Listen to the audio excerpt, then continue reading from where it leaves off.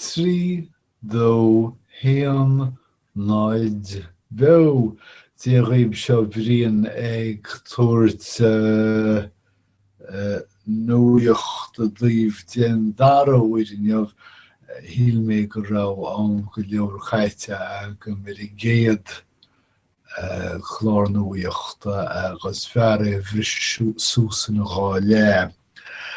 Gaza, no tá sagmh go bhfuil Gaza sort faoi léigear ag an Israel ach b'fhéidir nach bhfuil is sagmh go bhfuil cos bholg á dhéanamh phobal Gaza ag Hamas freisin. Tá scélín beag an seo faoi Rawan ó Casha. No, caha. Níor thug mé an tainm sin faoi deara go dtí gur thug mé an tainm sin faoi deara. Níidir bhfuil baint ar bheittheige le ó Casha chorcaí. Ach cibé tugadh cead do Rawan ó Casha canú go poiblí in Gaza tar éis gur maolaíú sríanta cultúra in Gaza. Níl is agam céim fá ach Hamas faoi deara an bhuilethe fair play dóibh is tócha. An Gearmáin níor thug má faoi deara go dtíine gur rá tócháin siúl I dtrí cheann duine lenda an sin an Rheinland-Pfalz siadam Baden-Württemberg agus tá tríú ceann dearmataí agam. Bhí bua olmhór ag na glasaí in Baden-Württemberg ach sé an gné is súntasaí an gné buchúntasaí den tóchan seo ná an gunk a fuair Angela Merkel agus an CDU I dtíobh polasa inimircíochta agus sin trí grothú an AfD, Alternative für Deutschland, méadaíodh go mór agion vótaí sa tír sin. Agus is bhuiile mór do na páirte rialtais sa Gearmáin é seo, chuireadh chúl fadiad. I gan a bháinar leid dina linda bhí siad os cín fiche chuig fan géad agus bheithhí diatíh deanúir an AfD a bheagna a bhór mar cineál Front National go leisceil na Gearmáine agus le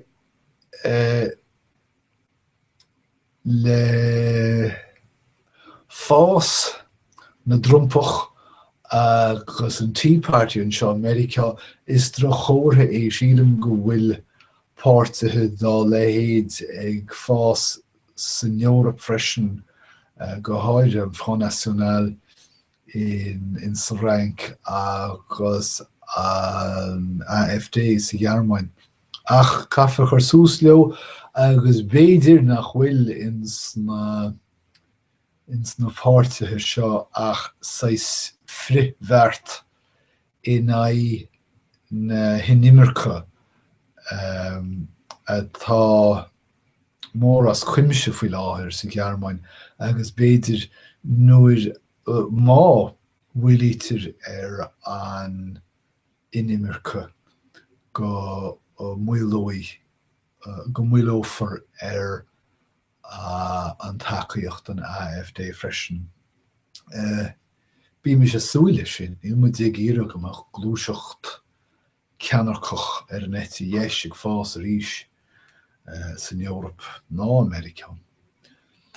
Scíomh de thuireacht bhfuil thugam mar faoi dear go raibh ansaí in Ankara Lidianaí mhara tríocha.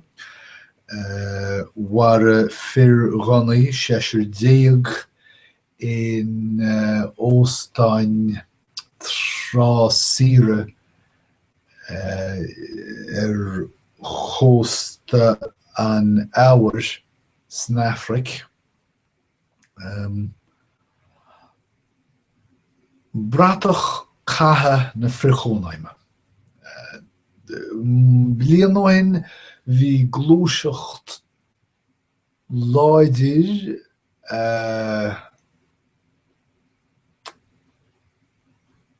ag leannacht de Rai in na Stáit go léir ó dheas a bratach cogaíocht nó catha na frichónaime a bhaint anús den títhrialtas. Tá an bhratach seo an úsáid go farsing go fóil sa deisceart agus mana bhfuil dal mór tá sin a feiceáil following tíh mar hápla títhrialtas South Carolina.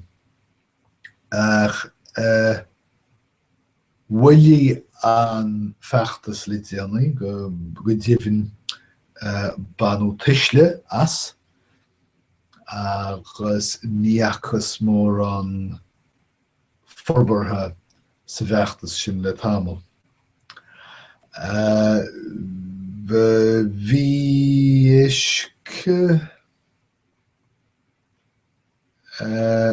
bhaile Hoosick Falls, New York trúlathe le tamil ag chemicí a bhí bainteach le heilse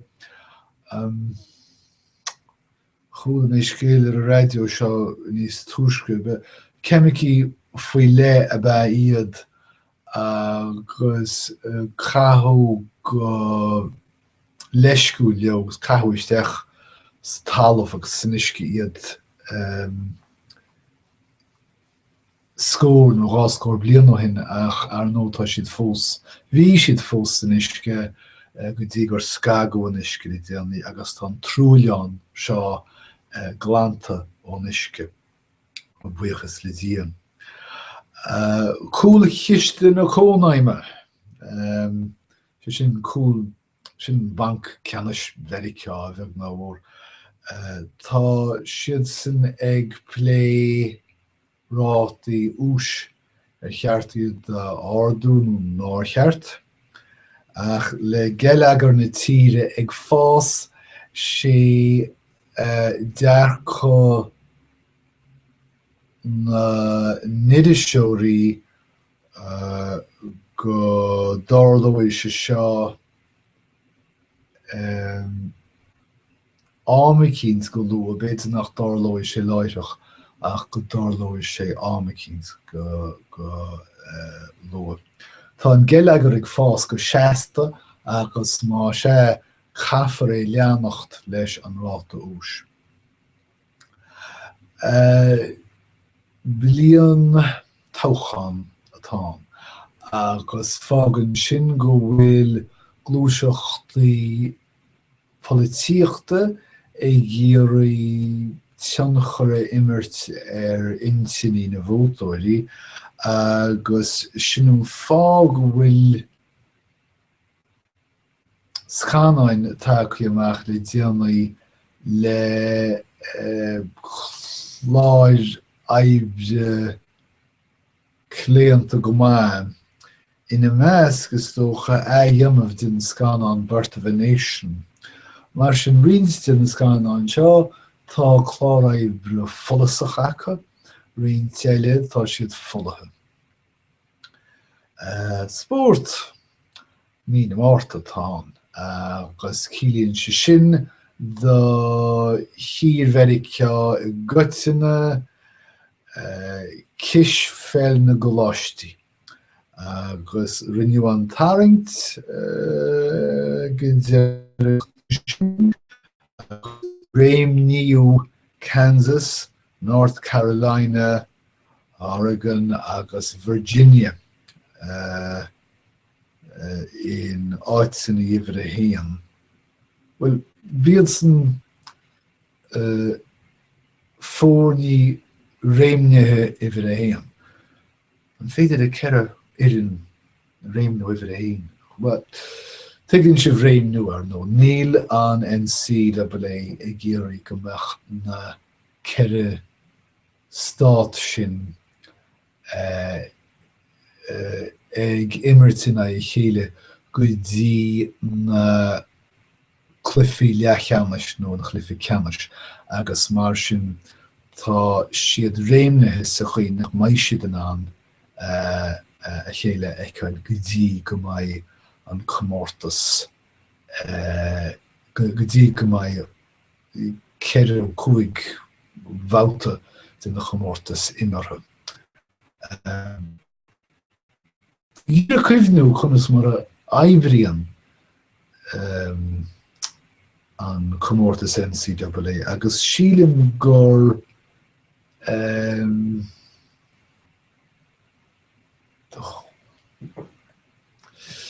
bhí sé seo go míohin ach ar nó is beag sean sa bhíonna go na téirmí seo úsáid tíomh mo den chlár na uíochta seo agus is cumach híine chuir amach comórtas chumach tuigeann siad mé ní bhíonn a seansamháin agat dul a ráis sa comórtas. So níl is agam chunas mar is féidir ceithre irin a réimnú iver a héan. Sin déanta an NCAA bhall ó Eorp.